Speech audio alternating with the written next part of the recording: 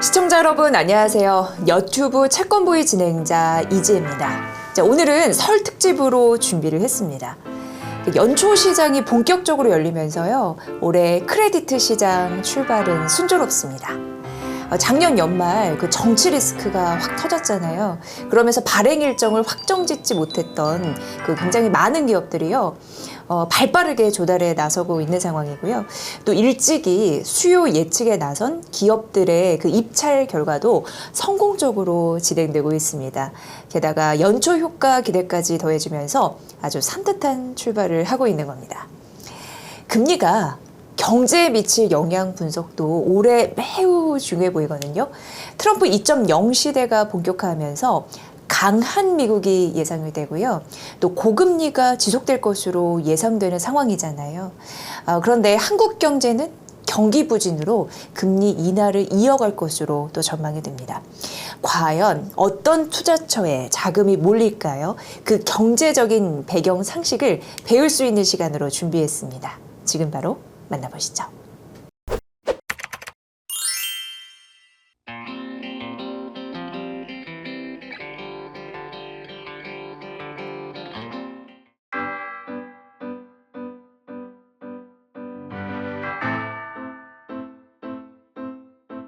최근 주요국의 국채금리가 계속적으로 고공행진하고 있는 거예요. 네. 떨어질 생각을 안 하고 상승 추세를 이어가고 있는데 네. 어떻게 보세요? CPI 지표가 안정적으로 나와서 미국 금리가 이제 다시 좀 많이 빠지긴 했는데요. 그동안은 오른 거에 비하면은 금리가 생각보다 많이 이제 고공행진을 하고 있습니다. 이게 짧은 제 소견을 좀 말씀을 드리면은 결국에는 이제 미국이 연준이 이제 기준금리를 작년에 이제 한 1%를 이제 내리는 동안에 오히려 장기 시장 금리는 거의 1% 가까이 지금 올랐잖아요. 반대로 됐어요. 반대로 가고 있습니다. 그래서 그 시간이 가면 갈수록 그 연방기금 선물 내재 금리, 그러니까 선물 시장에 이제 반영되어 있는 올해 연말이나 내년 초에 기준금리가 어느 정도일 것인가. 작년 한 9월만 하더라도요, 4번 내지 5번 기준금리를 이제 내리는 정도였다가 최근에는 거의 한 2번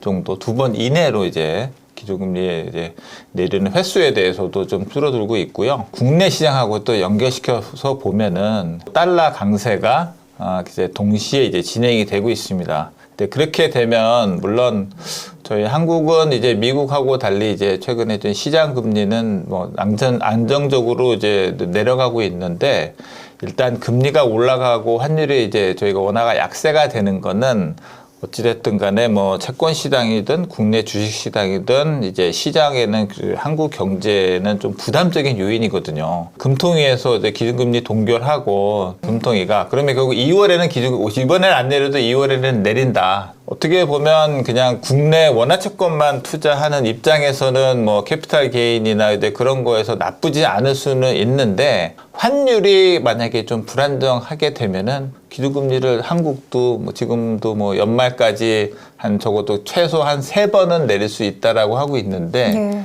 과연 이제 미국의 고금리나 이제 달러 강세 현상이 좀 장기화되면 국내 경기의 펀더멘탈적인 측면에서는 많이 내려야 하는 그런 상황이 될 수도 있지만 대외적인 여건 때문에 약간 그런 생각만큼 내리지 못할 수도 있는 사실 그런 여지는 계속 저희가 좀 생각하고 올해 시장을 이렇게 대응해 나가야 될 필요가 있다고 생각을 하고 있습니다. 네. 상무님 말씀 들어보니까 최근 이제 연초 들어서 많은 분들이 고민하고 혼란스러워하는 그런 지점일 수도 있는데요.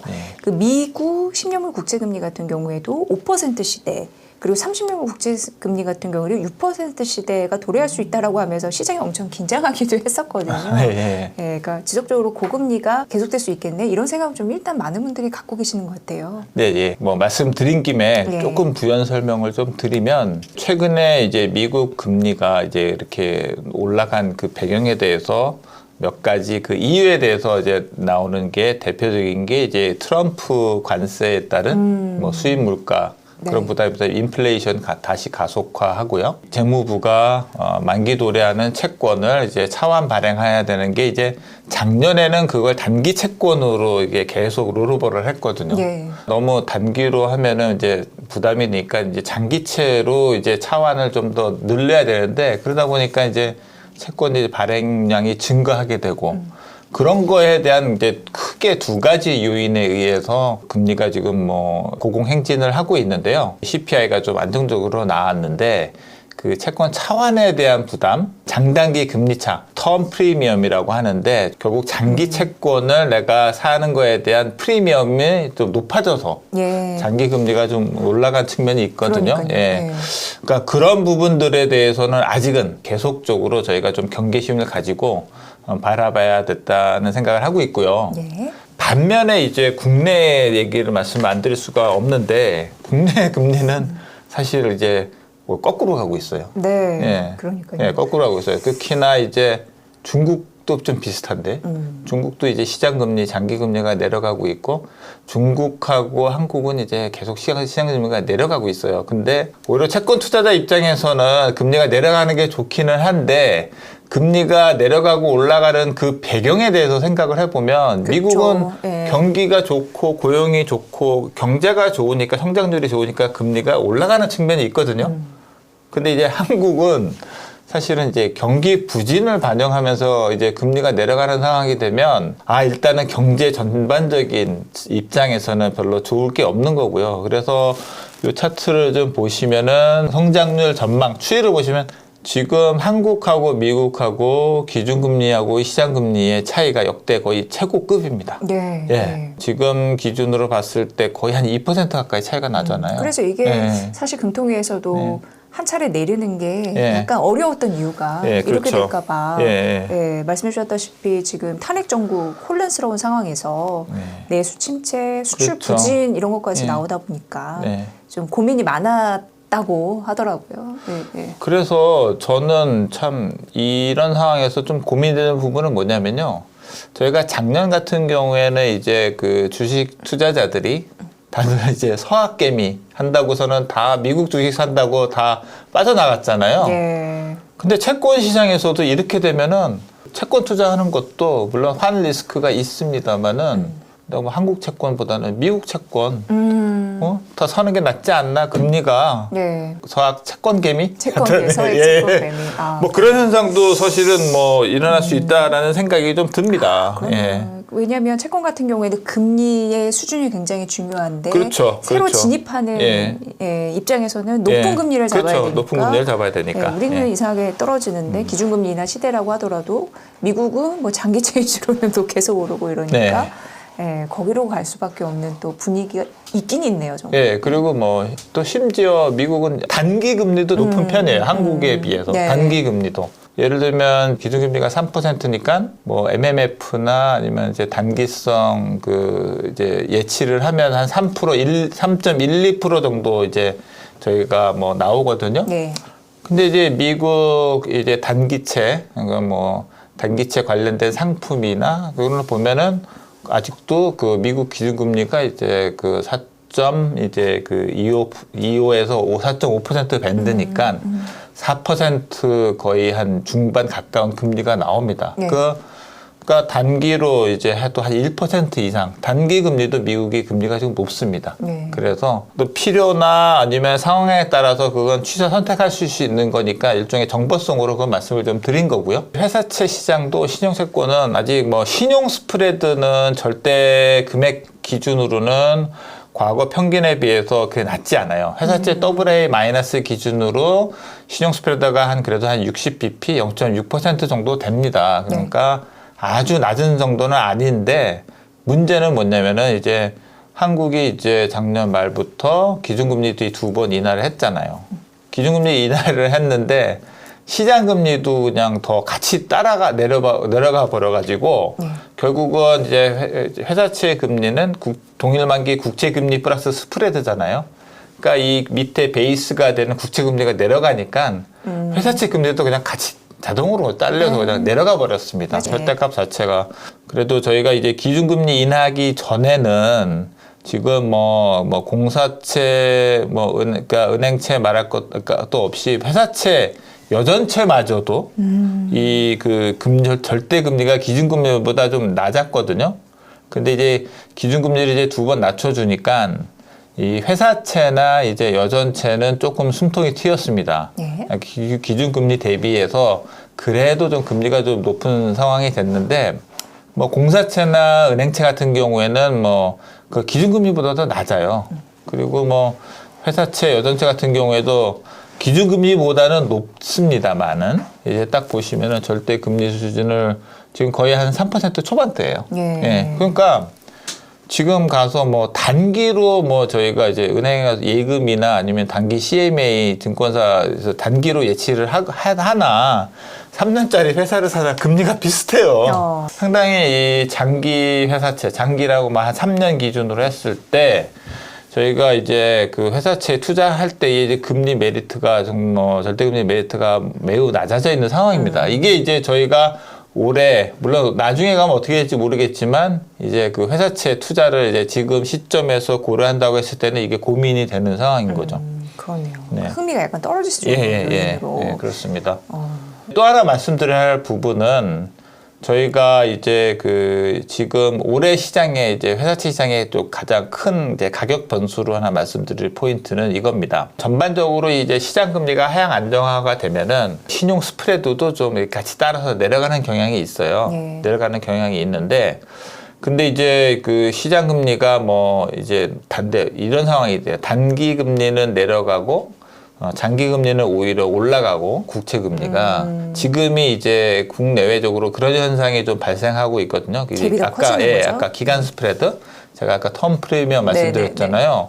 최근에는 이제 텀 스프레드가 기간 스프레드가 커지는 상황이 되는데 이렇게 되면 이제 그 회사채 시장에는 수급적으로 좀 불리해집니다.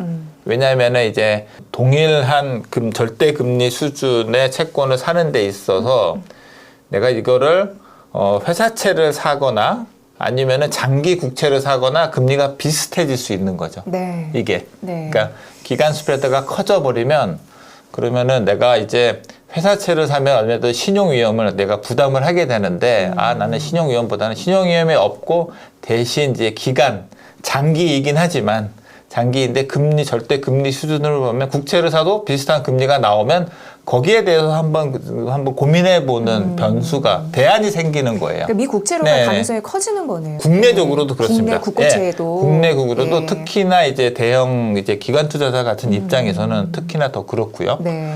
그래서 이 부분이 저희가 이제 올해는 계속 이 기간 스프레드가 어떻게 계속 밑에서 치고 올라오면은 우리가 좀 신용 스프레드에 이게 영향을 줄 수 있기 때문에 계속적으로 저희가 좀 관심해가지고 모니터링을 해야 되는 포인트라고 좀 말씀을 드리겠습니다. 그러네요. 네. 그러니까 어떻게 보면은 국채 장기물 네. 중심으로 매수해가 또 몰릴 가능성이 예, 있으면 그렇죠. 그게 상대적으로 수급적으로 회사채의 투자 네. 매력이 떨어질 가능성이 또 있기 때문에 그렇습니다. 그런 부분을 좀 참고를 해보시고요. 국채뿐만 아니고 이제 개인들이 이제 채권 대중화가 된 게 22년 하반기부터 본격적으로 됐는데 그때는 국채 뭐 회사채 할 것 없이 이제 뭐 투자 잔액이 급속하게 빠르게 증가를 했습니다. 네. 근데 그게 이제 작년 중반 이후부터 주춤하기 시작했어요.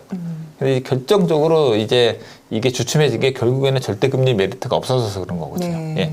그리고 그 상황이 아직은 좀 해소가 좀 안 되고 있습니다. 그래서 그러다 보니까 결국에는 잔고 비중, 이 오른쪽 차트를 보시면 이제 장외 시장에서 뭐 다른 이제 카드채나 캐피탈채는 뭐 큰 어쨌든 차이가 없는데 회사채는 장외 시장의 개인 참여 비중이 많이 올라갔다가 많이 좀 빠졌어요. 네. 그러다가 이제 그나마 이제 최근 들어서 조금 이제 고개를 들고는 있는데 아직은 좀 뭐 이게 추세적으로 더 이제 증가할지는 좀 두고 봐야 될 것 같습니다. 그리고 뭐 이제 절대금리 메리트가 희석이 된 게 그렇게 돼서 일단은 지금은 회사채의 금리 메리트는 많이 좀 이제 희석이 돼 있는 상황이다.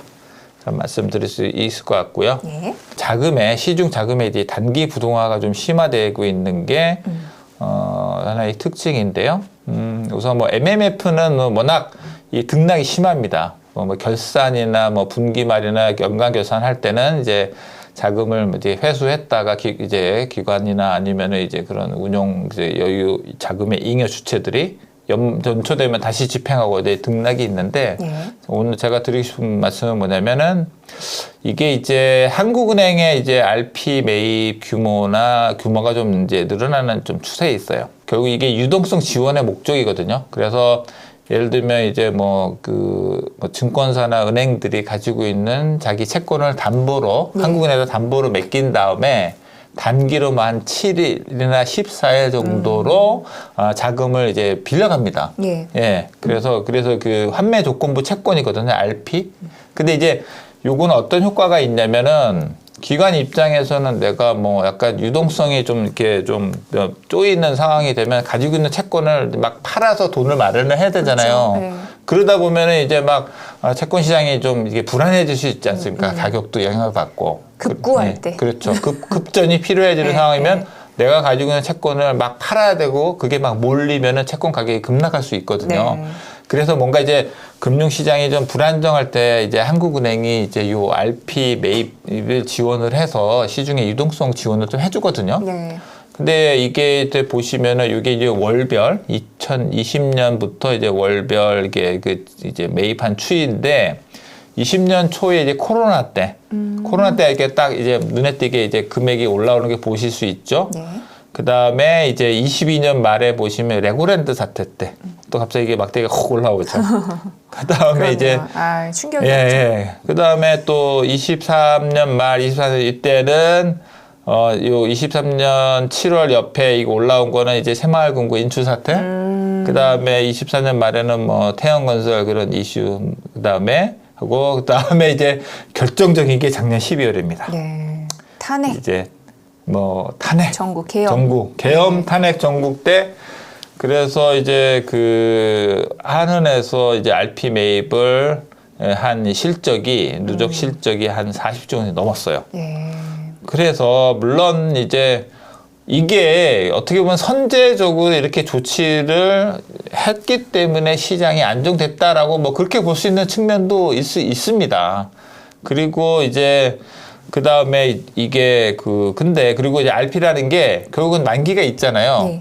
그러니까 우리가 이제 뭐 양적 완화, QE 같은 거 하면은 시중의 유동성 자체가 신용이 창출되는 돈이 더 풀리는 건데 얘는 이제 만기 되면 다 바로 이제 되갚아야 되니까 통화가 이렇게 증발되는 그런 효과는 없어요. 물론 그래서 제한적이긴 합니다만은 근데 이제 이런 거죠.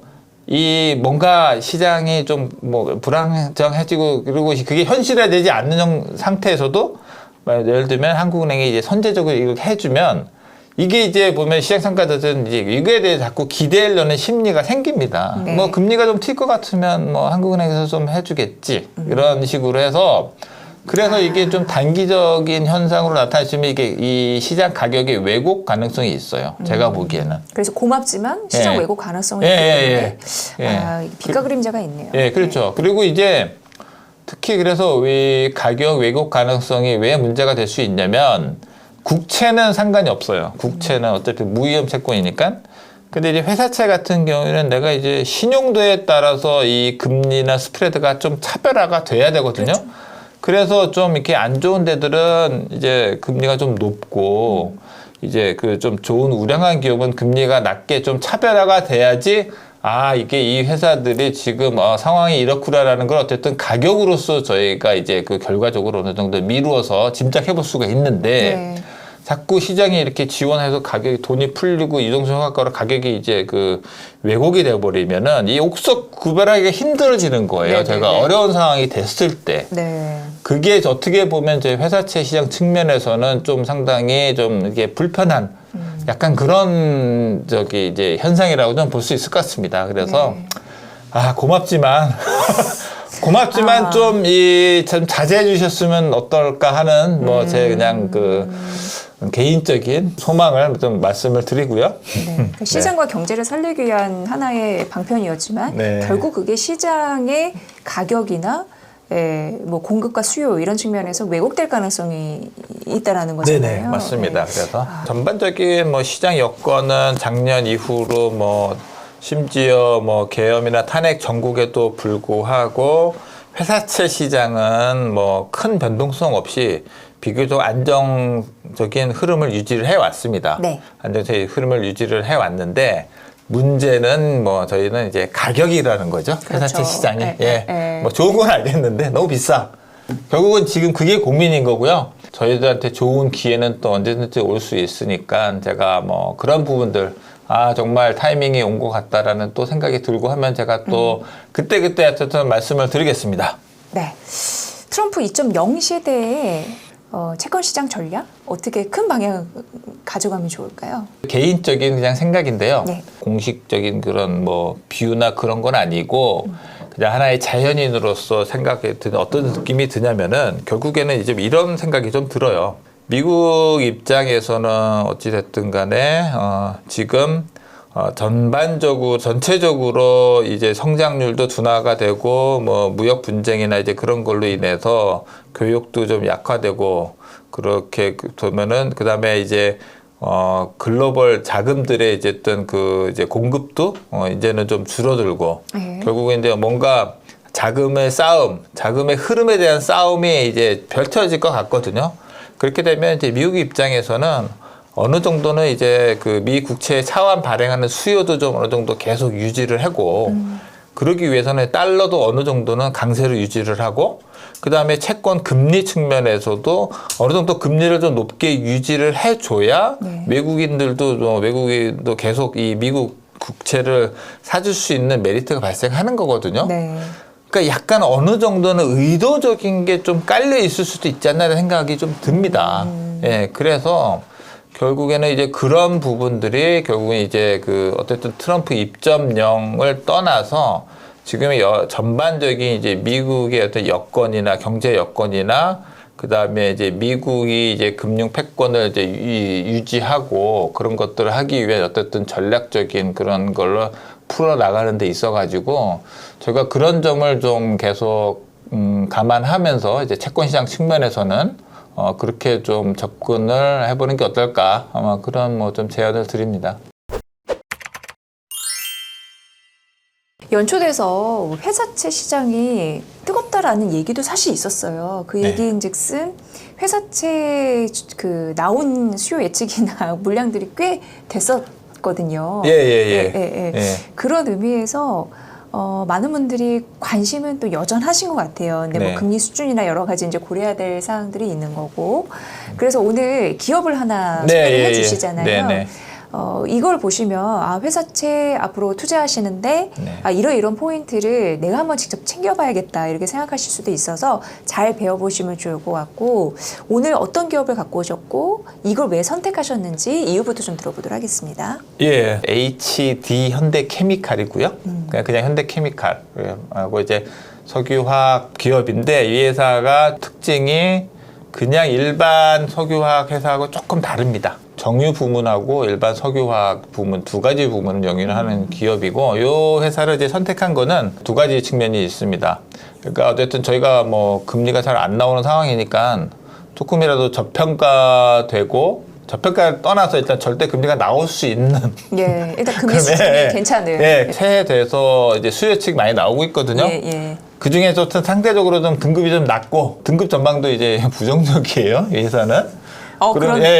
그러면 그다음에 이제 업황도 지금 뭐 석유화학에 대한 되게 업황도 전망도 우울하고 뭐 전반적으로 이제 투자 심리 자체가 안 좋습니다. 근데 결국은 그래야 어느 정도 이게 좀 가격적인 측면에서 저희가 뭔가 해볼 수 있는 여지가 생기거든요. 왜냐면 금리 리스크가 있을 만큼 금리 수준이 좀 높기 때문에. 그렇죠. 그리고 이제 결국에는 그렇게 인식하는 그런 리스크 수준과 그거에 대비해서 그 메리트가 있는가, 결국 저평가된 측면이 있는가 그런 거 감안해서 어쨌든 가격적인 측면은 제가 모르겠어요. 이게 뭐 금리가 이제 이 정도면은 뭐 매력적인지 위험 대비 매력적인 것까지는 어떻게 보면 기회가 되면 다시 말씀을 드릴 거고요. 회사채 AA-급에서는 지금 회사채 금리가 어쨌든 3% 초반대입니다. 네. 그래도 그나마 좀 해서 3% 중반 이상에서 금리가 좀 나올 수 있는 기업을 그냥 이제 준비해왔다고 그냥 보시면 될 것 같아요. 네. 아니 예. 이렇게 이게 굉장히 중요한 이유가 예. 이렇게 개인 투자분들도 회사채 투자를 선택하실 거거든요. 네, 그 관점으로 잘 보시면 예, 예. 될 것 같고요. 예. HD 현대 케미칼에 대해서 말씀을 해 이제 주실 겁니다. 회사에 대해서 이제 네. 본격적으로 소개를 드릴게요. 네. 신용 등급은 A0입니다. 신용 등급은 A0인데 이제 부정적이라는 꼬리표를 좀 달고 있어요. 업황이 안 좋아서 그렇습니다. 그다음에 저희 이 회사는 이제 3년 기준으로 이제 평가 수익률이 한 3.66%예요. 3.66%라 어쨌든 그렇고요. 업종은 아까 말씀드렸듯이 석유 정제 예. 하고 그다음에 석유화학 이제 그 기초 제품을 만들고 그때 설립한 지는 얼마 안 됐네요. 한 10년 좀 넘었습니다. 이제 그러니까 14년도. 예, 그리고 아직 상장을 안 돼 등록 대비인데 특징적인 게 이 회사는 그러니까 HD 현대그룹하고 롯데그룹하고 합작해서 만든 회사입니다. 6대 4로. 예. 6대 4로. 뒤에서 말씀드릴 건데 그래서 현대오일뱅크 정유사죠 60%, 롯데케미칼 40% 합작사고. 현대가와 롯데가의 합작 현대는 작품. 합작이고. 네. 이번에 이제 발행하는 게 이 수요 측이 이제 내일이에요. 그리고 발행 일자는 이제 그 일주일 후에 하는데 2년, 3년에서 400억, 500억 정도. 좀 수요가 좀 몰리면은 뭐 좀 더 해서 합해서 한 900억 정도 예상을 하고 있는데 제시하고 있는 수익률이 여건 좀 특징적이게 보통 일반적으로 기업은 이제 민평하면은 이제 그 등급 민평이 있고 네. 그다음에 개별 민평이 있거든요. 그러니까 A0인 기업 같은 경우에는 A0의 전체 그 평균 민평이 있고 등급 민평이 있고 각 개별 회사별로 민평이 다 있는데 보통은 이제 그 자기 회사 개별 민평 대비 뭐 플러스 마이너스 뭐 이제 뭐 언더 30에서 뭐 오버 여기서 60 그런 식으로 하는데 이 회사는 특징적인 게 자기 등급 민평 대비해서 그 스프레드 밴드를 정했습니다. 예. 근데 이제 이걸 왜 굳이 말씀드리려고 하냐면 등급 민평보다 금리가 낮아요. 등급 민평을 기준으로 해서 금리를 제시했다는 거는 어쨌든 조금 금리를 더 드리겠다라는 겁니다. 네. 결과 그렇게만 네. 기억하시면 됩니다. 네. 그래서 여기서 제시한 수익으로 해서 만약에 지금 등급 민평으로 결정이 된 경우 한 3.8% 수준을 저희가 기대해 볼 수 있고요. 네. 근데 이제 밴드를 3년 기준으로 말씀을 드리는 거고요. 그러면은 이제 그 국고 3년 플러스 121bp가 한 3.8%가 된다는 거고요. 지금 이제 밴드를 언더 40하고 오버 70까지 됐어요. 그러면은 만약에 이 레인지 자체가 그 3.8에서 막 40을 빼면은 3.4에서 플러스 70을 하면은 4.5. 그 밴드 안에서 이제 최종 금리는 결정이 될 겁니다. 뭐 최근에는 보통 이제 등급이 높은 기업 같은 경우는 언더로 뭐 한 10, 20에 뭐 결정되는 경우가 좀 많은데 이 회사는 좀 등급도 조금 낮고 전망도 부정적이고 그다음에 업황 뭐 그런 것도 있고 해서 제가 보기에는 뭐 언더로 강하게 되기는 좀 쉽지 않을 것 같고 거의 이제 뭐 파 수준이나 뭐 살짝 오버 아마 그 정도에서 결정되지 않을까. 그러면은 한 3% 후반대 정도의 금리가 결정될 걸로 일단은 저는 이렇게 전망을 하고 있습니다. 자, 기업 그 개요와 그리고 수익률 예. 그리고 금리 네. 밴드 수준까지 네네. 말씀해 주셨고요. 그러면 이 회사의 어떤 성적표를 한번 봐야겠죠. 재무 성적표. 저희가 이게 뭐 회사채 투자자는 되게 중요합니다. 중요하죠. 이게 중요하기 때문에 추이를 보시죠. 그러면은 제가 여기서 이제 녹색으로 이제 칠해 놓은 부분들은 이제 좋은 포인트고 주황색은 좀 안 좋은 포인트입니다. 이 회사의 특징을 보시면은 차입금이 20년에서 21년으로 넘어가면서 갑자기 확 늘었습니다. 이게 설비 투자 때문에 그래요. 네, 설비 투자를 해서 확 늘었는데 매출을 이제 보시면은 그래서 설비 투자 덕분에 매출이 이제 21년에서 22년으로 넘어갈 때 확 늘었잖아요. 예. 그래서 거기까지는 좋았는데 갑자기 23년 오면서 그 매출이 또 확 급감을 그러네요. 합니다. 네. 예, 그러니까 기껏 돈 들여서 투자를 했는데 그 효과를 반짝 한 해 재미 보고 그 다음에는 이제 그냥 매출이 급감을 했습니다. 이게 이제 석유화 업황이 이제 확 둔화되면서 그런 거거든요. 수익성 측면에서도 보시면은 이제 21년, 22년 영업이익이 그래도 뭐 1,500억, 3,000억 이상 나오다가 23년을 보시면은 거의 16억 이거는 거의 적자나 마찬가지죠. 그렇죠. 예. 그리고 이제 올해 작년도 이제 3분기까지 계속 적자가 유지를 되고 있고요. 재무 구조 측면에서 보시면 이제 차입금 늘면서 부채가 좀 늘다 보니까 부채 비율이 뭐 20년까지만 하더라도 뭐 100% 언더로 되게 안정적이었다가 그다음에 21년에 137%.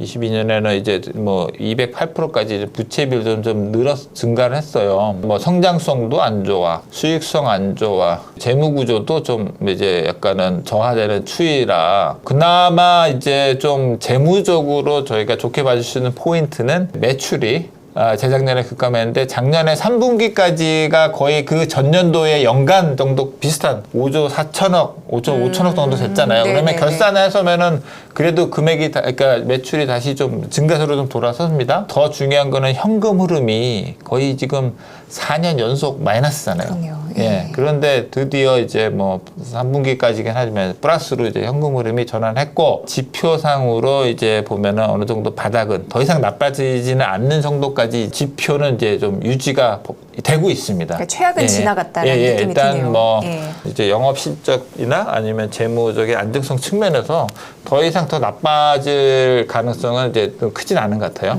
예. 그러면 도대체 이 회사가 뭘 하는 회사고 뭐 이제 그런 거를 한번 더 따져봐야겠죠. 네. 일단 업황은 안 좋다고 말씀하셨어요. 업황은 일단 전반적으로 안 좋은데 그냥 단순하게 석유화학 제품만 하면은 더 안 좋을 수 있는데 조금 이제 사업 구성은 좀 이제 그거를 어느 정도 이렇게 분산할 수 있는 뭐 측면이 있습니다. 특징적인 게 뭐냐면 석유 정제를 해요. 그 다음에 이제 화학 제품의 이제 소재를 만드는 회사예요. 그래서 다 만들어서 다 자기 그 계열사한테 주주사한테 다 공급합니다. 네. 그 뒤에도 이제 이렇게 나오는데 자기 이제 특수관계자향 매출이 전체 매출의 90% 넘어요. 바깥에 시장에다 파는 게 아니고 그냥 이제 주주사한테 계열사에다가 다 판 거예요. 그래서 되게 판로는 되게 안정적이에요. 오히려.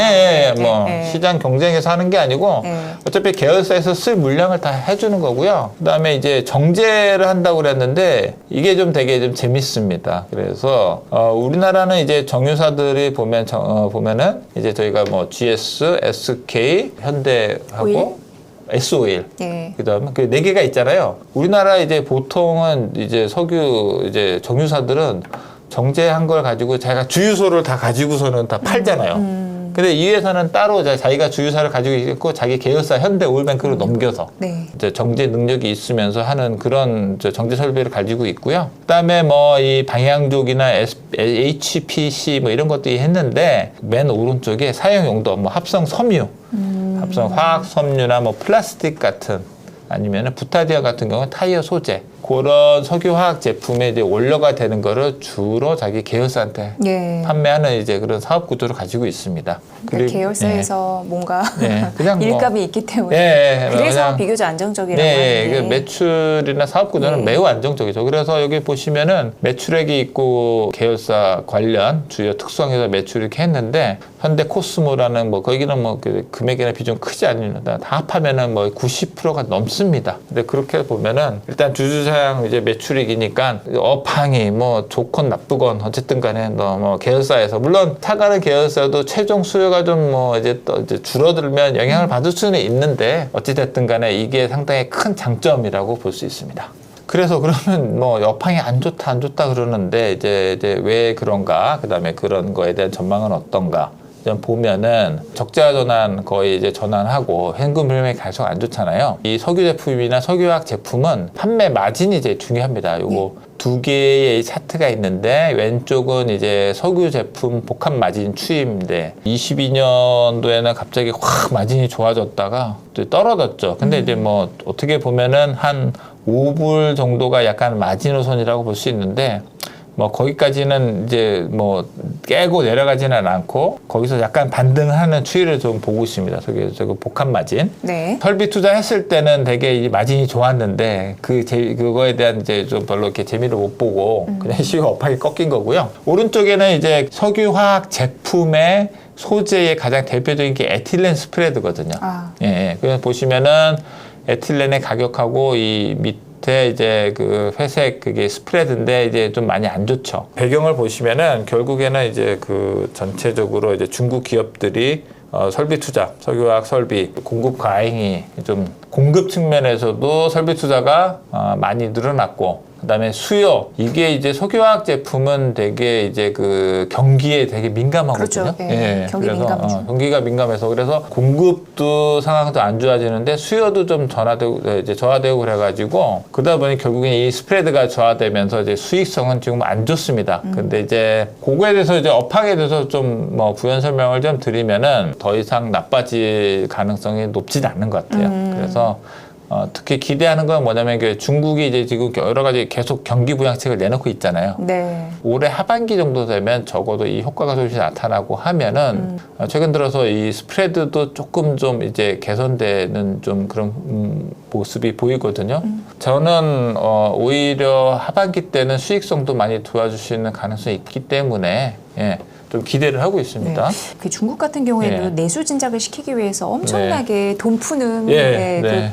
카드를 계속 내놓고는 있어서 네. 그게 효과를 볼 수 있다라는 가능성도 언급이 되더라고요. 네네네. 예. 예. 그게 또 낙수 효과로 네. 우리 채권 시장에도 영향을 미칠지 좀 중요해 보입니다. 네. 예. 뭐 재무 상황은 아까도 말씀드렸듯이 20년, 21년에 이제 대규모 설비 투자를 주로 이제 차입금, 내 돈으로 한 게 아니고 돈 빌려서 차입금을 투자를 했는데 그 투자만큼의 이제 현금이 회수가 안 되고 있는 거죠. 네. 이 표에 보시면은 이제 프리 캐시플로우 요거 잉여 현금 흐름을 보시면은 계속 마이너스. 그나마 이제 작년 이제 3분기까지 좀 플러스로 전환해서 다행이고, 잉여 현금으로는 뭐냐면 저희가 재무지표로 보면 이제 그 뭐 손익상에서 이제 손익 계산서 상으로는 이익을 내도 뭐 재고를 많이 이제 막 늘리거나 아니면 이제 매출한 채권이 회수가 안 되고 그러면은 오히려 그 실제로 내 손에 쥐는 현금은 줄어들 수가 있거든요. 예, 예, 그러니까 예. 뭐 단기 순이익은 플러스인데 실제로 현금 흐름상으로는 마이너스가 될 수 있는데 중요한 오히려. 거는 네. 중요한 거는 저희가 뭐 단기 순이익이 중요한 게 아니고 실제로 내가 손에 쥐는 현금이 더 중요한 거잖아요. 현금 주머니 여기 예, 두둑히 있는 게 그렇죠. 좋습니다. 그래서 저희가 네. 이제 이 신용 분석 측면에서는 그런 뭐 수익성 지표보다는 사실 현금 흐름 지표가 더 뭐 좀 의미를 가질 수 있기 때문에 다행스러운 거는 요 밑에 총차입금이나 순차입금을 보면은 23년에 정점을 찍고 조금 이제 나아졌어요. 네. 이게 딱 보시면은 쉽게 보실 수 있는 게 보시면은요. 요 프리캐시 플로우하고 차입금의 증감하고가 대략 그 비슷하게 갑니다. 이거 보시면은 21년에 잉여 현금 흐름이 마이너스 한 1.6조잖아요. 그 총차입금 밑에 이게 증가를 한 걸 보시면 대충 그 숫자가 나와요. 아, 그래요? 그죠? 그다음에 그죠? 22년에도 잉여 현금 흐름이 한 마이너스 4천억이잖아요. 돈이 네. 내가 이제 현금이 이만큼 4천억이 부족해지잖아요. 그럼 총차입금을 보시면 한 그거만큼 늘어 있어요. 그죠? 3.12조에서 3.6조로 네, 네, 늘었죠. 네. 그게 보시면은 돼요. 그리고 23년에도 한 1,000억 정도 현금 빵꾸가 났잖아요. 네, 늘었어요. 그러면 차입금이 한 또 1,000억 늘었어요. 그리고 이제 24년에 들어서 보면 한 캐시플로우가 2,000억 이제 플러스 됐잖아요. 네, 그러면 차입금 그만큼 줄잖아요. 그죠? 이렇게 이게 보시면 플러스 됩니다. 마이너스 여기 관계라고 보시면 되네요.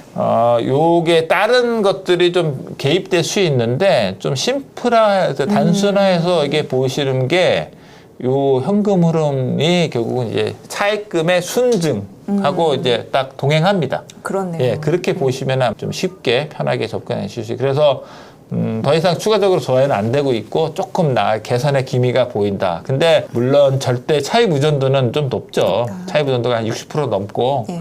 부채 비율은 좀 200% 넘고 조금씩 올라가긴 하는데 물론 뭐 이렇게 양호한 수준은 아닌데 그래도 뭐 더 이상 뭐 저하는 안 되고 있으니까 그냥 그런 대로 봐줄만 하다. 그 정도만 내릴 수 있을 것 같아요. 네, 김성환 상무님께서 네. 어쨌든 재무지표는 기업의 그 현황을 아는데 굉장히 중요하잖아요. 그 부분에 대해서 알려주시고 있으니까 이거는 배워놓으시면 나중에 유용하게 쓰일 겁니다. 네. 네. 그리고 이 회사 어쨌든 절대 차입 부담이 있다면 좀 큰데 회사의 외형이나 뭐 이제 이 현금 창출력에 비해서 그나마 좀 이제 저희가 좀 이렇게 긍정적으로 볼 수 있는 포인트가 좀 있습니다. 작년 9월 말 현재 그 차입금 3.6조의 구성을 보면 어쨌든 장기 차입금이 2.5조로 좀 절대적이잖아요. 네. 근데 여기서 그 2조 5천억 중에서 2조가 이 공장 설비 투자할 때 시설 자금 대출, 은행에서 장기 차입, 시설. 장기 대출을 받은 거예요. 네. 그 대출에 대해서는 또 우리 그 주주사들이 또 보증을 서줬습니다. 예. 그렇기 때문에 장기 차입금 위주가 있으니까 예. 어쨌든 내가 뭐 단기로 이렇게 차환하거나 뭐 회사채가 물론 절대 금액이 한 9천억, 지금이 한 1조 정도 돼서 아주 그 작은 건 아닌데 전체 차입금에서 차지하는 비중이 그렇게 높진 않고 단기 차입금은 거의 미미하잖아요. 예. 만기 구성 측면에서는 뭐 좀 양호한 편입니다. 예. 예. 그리고 또 이게 정말 중요한 거이 지배 구조죠. 아, 예. 이거 배울 때마다 저는 네. 굉장히 유용하게 네, 예, 이거 참, 활용되더라고요. 네, 맞습니다. 이게 내가 속해 있는 우리 집안의 이 현대케미칼의 족보와 네, 족보. 그다음에 우리 형제와 가게도, 네. 우리 아버지들은 어떤 분인가를 네. 이제 근데 아까 이제 합작사니까 이제 현대 오일뱅크가 60%고 롯데케미칼이 40%인데 어쨌든 계열로 분류를 하면 어쨌든 뭐 지분이 더 많은 이제 현대 오일뱅크가 속해 있는 그쪽이 어쨌든 여기에 어쨌든 궁극적인 소속이라고 네, 봐야 되는데 저희가 요거는 되게 또 잘 기억해 놓으시면 다른 거 저희가 이제 뭐 주식 투자할 때도 좀 참고가 되실 수 있고 해서 요거는 제가 좀 설명을 잘 드릴게요. 네. 이 HD 현대그룹은 저희가 이제 옛날로 보면 그야말로 이제 현대중공업입니다. 그렇게 보시면 돼요. 모태. 예, 모태가 현대중공업이고 그게 현대오일뱅크는 나중에 그냥 인수를 했어요. 예. 현대중공업하고 현대오일뱅크라고 보시면 되는데 원래 대표적인 건 이제 그 선박조선 회사인데 근데 실제적으로 이 현대중공업 안에 조선 외에도 건설기계, 예. 굴삭기 하고요. 그다음에 여러 가지 뭐 전압기, 변압기 같은 이제 전기 관련된 그런 이제 인프라 그런 사업부, 예. 그다음에 선박 엔진, 그다음에 뭐 선박 관련된 서비스 그런 뭐 사업들이 한 회사 안에 다양하게 있었어요. 근데 최근에 완전 뜨는 산업이에요. 예. 최근에 뭐 다 거기 모여요. 예. 근데 이제 예전에는 여기가 제가 언제 시점은 제가 이제 기억을 못 하는데 이제 이거를 다 회사를 이제 분할을 한 거죠. 예. 각 사업부별로. 그렇게 되니까 좀 이 숫자가 이렇게 막 드러나죠. 그래서 HD 현대가 지주사의 형태로 맨 위에 정점에 있고요. 그 밑에 보시면 HD 한국조선해양이라고 있습니다. 네. 조선 그 계열사의 지주회사인 경우에도 HD 한국조선해양. 그러면 이 조선 사업이 보시면 밑에 중요한 게 이제 HD 현대중공업, 그 다음에 HD 현대삼호, 이제 HD 현대미포가 다 선박을 만드는 건조하는 사업을 하고 있고요. 네. 그 다음에 거기서 HD 현대에너지 솔루션, 요거는 이제 그거 관련된, 예.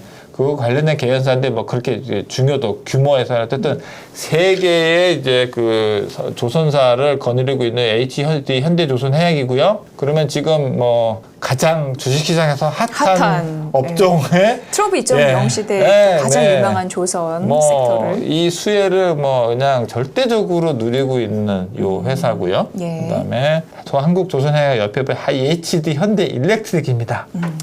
야 여기도 뭐 두말할 필요가 없죠. 네, 이게, 전선. 예, 그러니까 여기는 이제 뭐 전선이나 전압기 뭐 그러니까 이게 전력 설비나 송전 배전 관련된 이 그런 인프라를 제공하는 기업인데, 그러니까 이 회사는 이제 잘 아시겠지만 뜨는 이유가 저희가 이제 그 AI 시대를 맞이해서 네, 그 전력 소모량이 절대 급증한다 그러잖아요. 네, 데이터 센터 수요가 엄청 데이터 나니까. 센터 수요나 뭐 그러면 전력성이 하는데. 지금 그러면 일단 발전소도 뭐 발전 용량도 중요하지만 더 중요한 거는 이 전기를 만들었는데 그거를 최종 수요처까지 전기를 빨리빨리 보내줘야 되거든요. 근데 그 인프라가 미국은 아직도 부족해요. 그래서 그 인프라 관련해서 지금 이 HD 현대일렉트릭 그 외에 뭐 또 무슨 우리나라 기업들 중에 뭐 LS 계열이라든가 LS 전선, 효성 계열들이 뭐 네. 안전히 그 수혜를 누리고 있고요. 옆에 보시면은 HD 현대 뭐 사이트 솔루션 이게 뭐냐면은 이제 이름이 그런데 요 밑에 HD 현대 건설 기계하고 HD 현대 인프라코어라고 둘 다 같은 업종, 굴삭기, 네. 포크레인. 요 HD 현대 인프라코어는 두 살 옛날 인프라코어를 인수를 한 거예요. 아, 예, 그거를 예, 예. 두산그룹에서 예, 여기서. 지금 와서 굉장히 아깝다고 예, 얘기하더라고요. 뭐 그랬겠죠. 예, 예. 근데 그때는 두산이 돈이 어렵기 때문에 네. 어쩔 수 네. 없습니다. 네. 뭐 지금은 그렇게 건설 경기가 뭐 그냥 좀 주춤하고 하니까 뭐 그렇게 한데도 어쨌든 그냥 꼬박꼬박 돈은 잘 그냥 꾸준히 버는 회사들이고요. 예. 그다음에 건설 중장비, 이 상장사 중에 HD 현대 마린 솔루션, 요거는 이제 뭐 배에 대한 AS 같은 거, 예, 예. 그런 거 하는 회사예요. 트럼프 그 2.0 시대에도 2.0 시대. 예, 함정 같은 거 예, MRO 그렇죠. 사업 MRO 그런 사업. 걸로 그거 우리가 또 어떤 그런 수혜를 볼수 관련이고요. 있겠죠. 예. 현대 케미칼이 이제 속해 있는 요 그 현대 오일뱅크. 요쪽 보시들도 뭐 그냥 이것저것 있는데 정유사 밑에 그냥 어떻게 보면 석유화학 관련 계열사들이 속해 있는 거예요. 예. 최근에는 유가가 좀 작년에는 계속 하향 흐름을 보이다가 최근에 좀 유가가 좀 반등하고 있거든요. 예. 그래서 뭐 이쪽도 좀 뭐 기대를 좀 하고 있는 것 같습니다. 그래서 건설 장비나 뭐 정유 뭐 이런 거 다 잊어버리셔도 그냥 조선하고 이제 일렉트릭 두 개만 보더라도 지금 어떻게 보면은 이 그룹이 HG 현대그룹은 어떻게 보면은 뭐 트럼프 2.0 시대에 네. 정말 그 아주 제일 잘 나가는 뭐 업종이라고 볼 수 있습니다. 예. 예, 그래서 내가 이제 속해 있는 우리 집안은 빵빵하다. 그래서 네. 예, 그렇게 그냥 보시면 됩니다. 그러네요. 우리 형, 동생, 아버지 다 너무나 그래서 훌륭하신 분들이라 네. 결국은 이런 거죠. 이 HG현대그룹은 결국 이제 사업 포트폴리오가 잘 돼 있죠. 조선, 정유화, 건설 장비. 그래가지고 뭐 좀 이게 뭐 건설이 좀 잘 될 때는 뭐 다른 데들이 이제 뭐 세 개의 삼각축이 있고 여기다가 이제 그런 뭐 이제 그 전력 관련 4대 축이 됐네요. 4개의 이제 사륜 구동인 거죠. 사륜 구동이니까 하나 가다 하나가 펑크 나도 갈 수 있는 그냥 거죠. 계속 네, 달릴 네, 수 있고 네. 그런 사업 구조를 가지고 있는 현대 HD 현대그룹의 어쨌든 현대케미칼은 이제 주력 계열사는 아닌데 네. 어쨌든 거기에 이제 속해 있는 그런 회사다. 예, 그래서 지배구조 측면에서는 먼저 되게 긍정적으로 보셔도 됩니다. 네. 결국 사업 포트폴리오 확대의 노력이 현재 와서는 맞아 떨어진 네. 그룹이네요. 예. 마지막 네. 예, 뭐 다시 좀 정리를 해서 저희가 또 이제 수학 분석을 해드려죠. 그러니까 뭐 앞에서 말씀하신 부분들을 다시 정리하는 거라고 그냥 보시면 될 것 같고요. 수학 분석의 강점. 이제 주수사 매출 기반을 통해서 이제 사업 구조가 매우 안정적이고요. 설비 투자 차입금에 대해서 주주사들이 이제 신용 보강을 해줬다. 그런 게 강점이고, 약점은 이제 저희가 어쨌든 지금 아직은 이제 업황이 안 좋으니까 아직은 뭐 돈은 잘 못 벌고 있어요. 재무 구조 자체는 이제 그럼 아무래도 절대적인 재무 비율 자체가 뭐 좋은 편은 아닙니다. 네. 예, 뭐 그다음에 기회는 뭐냐면 아까 말씀드렸듯이 중국 경기 부양 효과에 따라서 석유화학의 업황이 개선될 가능성이 뭐 저는 좀 높게 보거든요. 그래서 앞으로 그러고 근데 이제 위협은 뭐냐면은 중국뿐만 아니고 이제 중동 산유국들도 보면은 자기가 저기들이 이제 석유를 캐는데 앞으로 그 먹거리가 석유 이제 석유만 파는 게 아니고 내가 직접 뭐 좀 이렇게 석유화학 제품도 이렇게 뭐 만들어서 팔고자 이렇게 좀 증설을 또 뭐 이렇게 계속 하게 되면 이 좀 수급 구조가 좀 뭐 개선이 안 될 수도 있거든요. 근데 그거는 하나의 가능성인데 그거는 뭐 좀 장기적으로 좀 두고 봐야 되니까 이제 이런 부분들은 이제 장기화될 경우에 좀 위협 요인은 될 수 있을 것 같습니다. 네. 이렇게 해서 오늘 네. HD 현대케미칼 전반적으로 기업 구조 그리고 재무지표 지배구조까지 수업 분석까지 이렇게 명확하게 해주셨습니다. 앞으로도 그 경제의 기본이 될 수 있는 회사채 시장 이거 보면은 투자에 대한 안목이 좀 넓어지거든요. 잘 참고해 보시면 좋을 것 같습니다. 오늘 하나증권 김상만 상무님의 분석으로 여러분 함께 하셨습니다. 크레디트 시장은 기업이나 정부가 자본을 빌리기 위해서 이 채권 같은 빚을 발행하고요. 투자자들이 이 채권을 사고 파는 시장입니다. 그 주식시장이 회사의 주식을 사고 판다면 크레디트 시장은요, 뭐 회사나 정부의 빚을 사고 파는 곳입니다. 이 시장은 여기서 이 설정된 금리가 기업과 정부가 돈을 빌리는데 얼마나 어려운지 혹은 쉬운지를 가늠하게 해줍니다. 이에 주식시장에서도 당연히 영향을 주는 요소인데요. 예를 들어서 금리가 높아지면 기업이 대출받아서 이 성장하는 게 어려워지잖아요. 그래서 주식시장에도 악영향을 주죠. 연초 크레디트 시장이 활발히 움직인다고 했는데 회사채 투자할 때 전략 전해드렸어요. 상대적으로 금리 매력이 있는 기업들 찾으려는 노력 필요합니다. 너튜브 채권부의 설 특집 함께 하셨습니다. 앞으로도 채권부의는요, 경제 상식과 전략을 잘 전하는 채널로 성장하겠습니다. 시청해주신 여러분 고맙습니다. 그리고 새해 복 많이 받으세요.